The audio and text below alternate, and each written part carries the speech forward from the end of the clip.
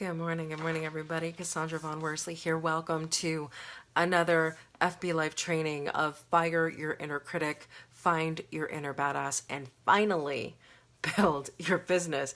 Good morning. It is dark 30. So I was reading this quote on Pinterest. For those of you who know me pretty well, you know I am always on Pinterest finding quotes, looking for quotes. And this quote came from a book called The Scarlet Letter. Now, for those of you who remember way back in high school when we were required to read, I don't know, ancient texts is what I'll call them, like Crime and Punishment by Dostoevsky and The Scarlet Letter. So this quote comes from The Scarlet Letter. Now, I read The Scarlet Letter somewhere along the way. I do not remember this passage, but there is a quote from The Scarlet Letter that says, "She had not known the weight until she felt the freedom." And I want you to think about that for a second. She had not known the weight until she felt the freedom. It's a really deep thing if you think about it. Sometimes you don't know the weight of what you carry with your inner critic until you feel the freedom from your inner critic. So she had not known the weight until she felt the freedom. And this is what I want to talk about in this morning's training. What happens when the best kept secret in your business is you? A lot of people who think about starting a business, one of the first objections that they throw out is, people don't know me, or how am I going to market, or how am I going to put myself out there?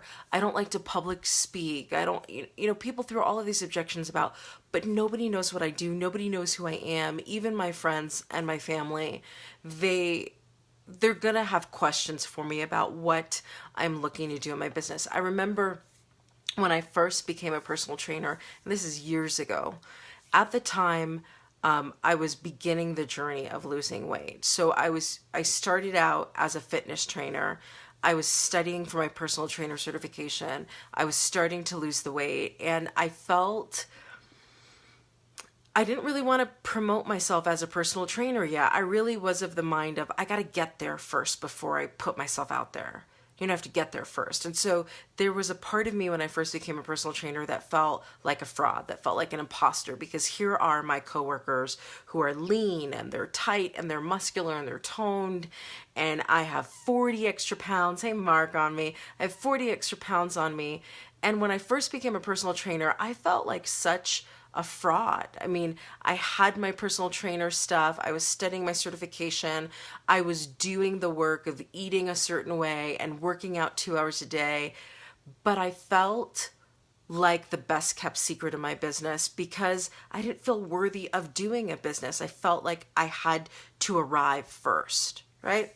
And what I started to figure out as I began to take on personal training clients, and this was years ago, I think I was 23 when I became a personal trainer. As I started to take on clients, I started to realize that authenticity and transparency have nothing to do with credentials. They have nothing to do with how many years you've been doing this. They have nothing to do with how many people do you know, and they have everything to do with how you show up in the journey. And so slowly, when I was a personal trainer way back when, I started to get clients not because I was the fittest trainer on the floor, not because I was the best hip hop aerobics teacher or spin teacher. I started to get clients along my own journey with fitness and with nutrition because they were watching me struggle. They were watching me win. They were watching me lose. They were on the journey with me. And they were sold on, if I can see her do this, then I want to do this with her because she's willing to put herself all the way out there and make it happen. And so what I want to talk about this morning is how many of us are allowing the chatter of the inner critic who says, you don't know enough, you don't do enough, you're not enough.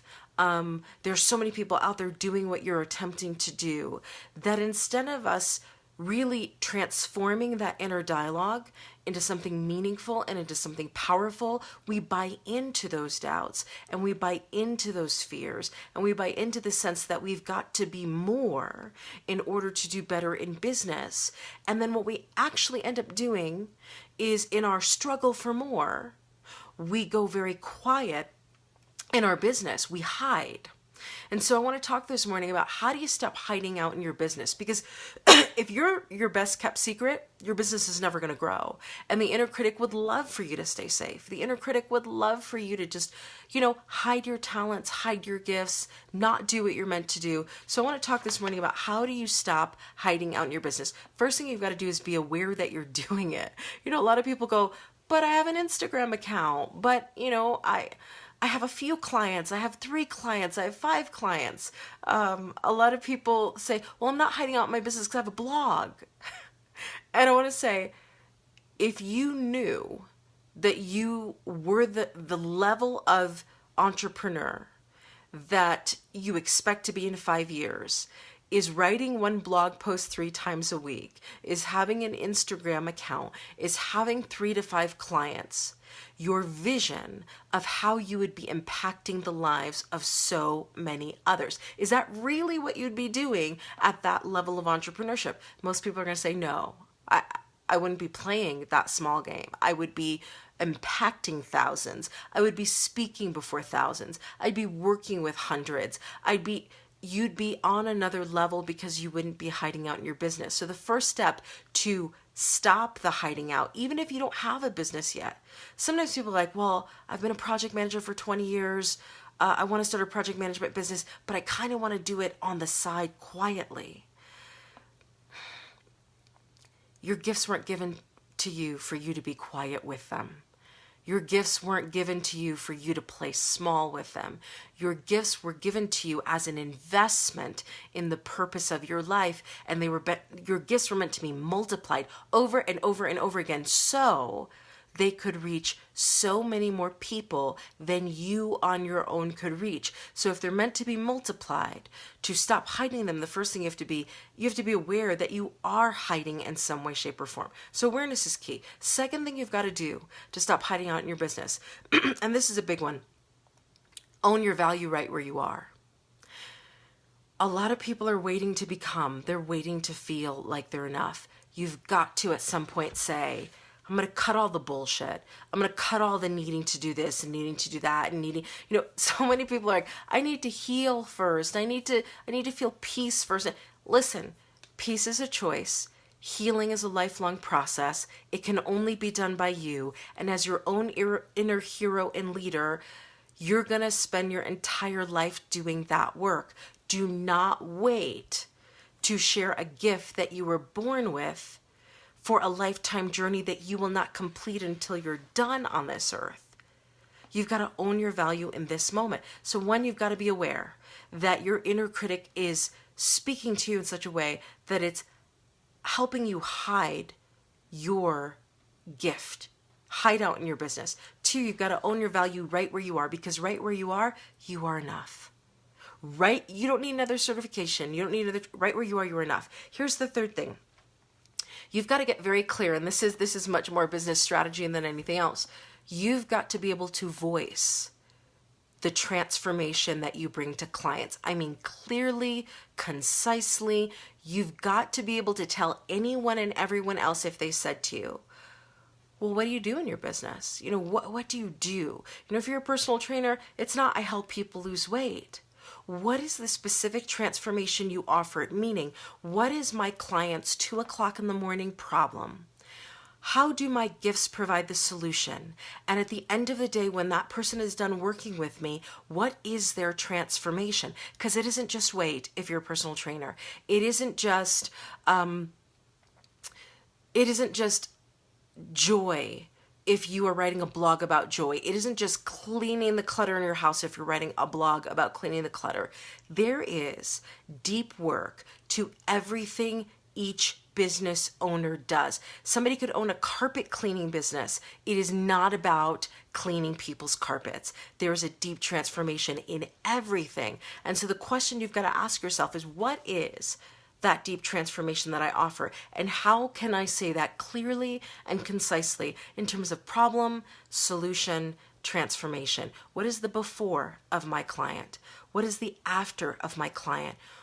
Who do they become as a result of working with me? And what is it specifically about working with me that is the transformational piece that they will not get anywhere else with anyone else. You've got to be able to describe that transformation. And then you've got to be able to respond to your inner critic with love. So I talked about in another training, the fact that your inner critic is a part of your internal family system. A lot of people want to kill the inner critic. They want to eliminate it.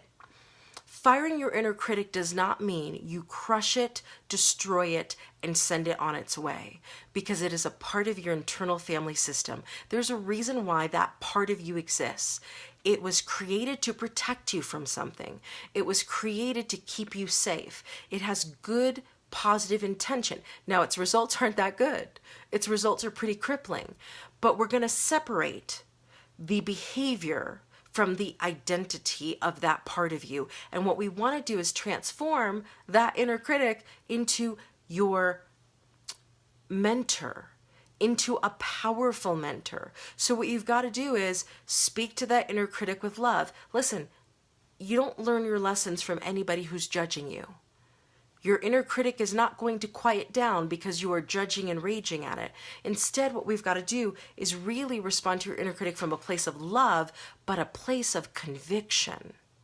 And love and conviction do go hand in hand, because it looks something like this. When your inner critic starts to speak, when your inner critic says, well, you're not ready, you don't know, you don't have enough of this, you don't have enough of that, you're not ready. You say, listen, I know that you are here to protect me, and I know that you are doing what you think is best for me, but I know what is best for me in this moment. I appreciate the input. I know exactly what I'm doing. Thank you for sharing. Now please go in the corner and sit down and shut up. SDASU. And you can do it with love, and you can do it with conviction, but you have to know how to speak to your inner critic in such a way that you silence its raging, but you honor the intent behind its raging. Love and conviction. And then finally, you got to move.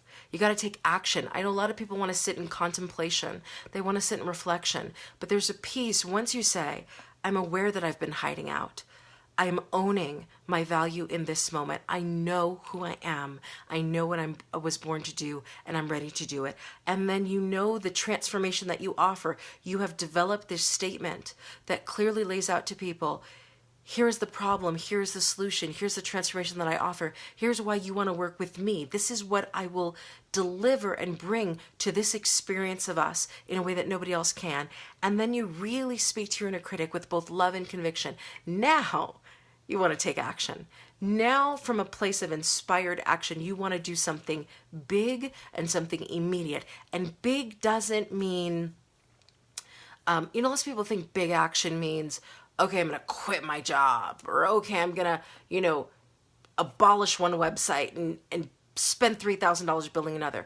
Big simply means, what in this moment is you completely owning the authenticity of how powerful you are and what you bring to this world. It could be you have a 45-minute coaching call with one potential client, and you stand in the gap for what you know they deserve. And when they give you their objections about time, money, and who's got to approve of them doing this with you, you say, you know what? You are more powerful than that. I'm standing in the gap with you. This is what you deserve. That's big. That's massive, but you've got to take big, immediate action once you've done those things. So at the end of the day, going back to the Scarlet Letter, she had not known the weight until she felt the freedom. You will not understand the weight of the inner critic or how it's keeping you hidden in your business until you know the freedom of being aware that you're hiding, owning your value, being able to describe the transformation that you offer, really standing in the gap for yourself as an entrepreneur, and then taking big action.